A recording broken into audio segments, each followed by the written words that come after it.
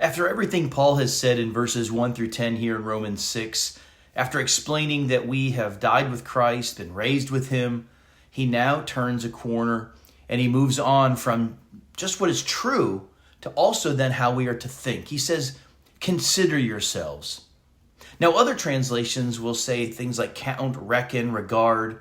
The word is an accounting term. It means to calculate carefully, to reckon something as factual.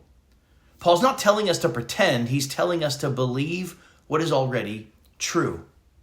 In Christ, you have died to sin. In Christ, you are alive to God. So now live in light of that reality. This is crucial for the Christian life. Many of our struggles with sin are not merely behavioral. They're rooted in our identity confusion. We forget who we are. We begin to think like slaves when we're actually free.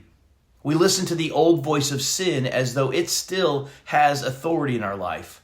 So Paul says, stop, consider, recalculate. When temptation comes, the question is not merely, can I resist this? The deeper question is this consistent with who I am now in Christ? To consider yourself dead to sin does not mean you feel dead to sin. Some days sin feels very much alive. It means, though, that you acknowledge sin no longer defines you or rules you. Its reign has been broken. And to consider yourself alive to God means more than avoiding wrongdoing. It means recognizing that you now belong to Christ. You're spiritually alive. You have new desires and new affections and a new direction. You're not just forgiven, you're made new.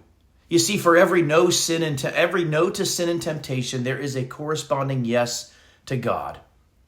So notice the anchor of all this. He says, in Christ Jesus. This isn't positive thinking or self-help. It is union with Christ. Everything Paul commands flows out of what Christ has accomplished. So today, preach this to yourself. Remind yourself, I am dead to sin in Christ. I am alive to God in Christ. When guilt accuses you, reckon it true. When temptation whispers, reckon this true. When discouragement creeps in, reckon true who you are in Christ. The Christian life isn't pretending to be someone you're not. It is believing and living out who you already are in Christ. So consider it, count on it, and walk in it today. This is the finished work of Christ in us.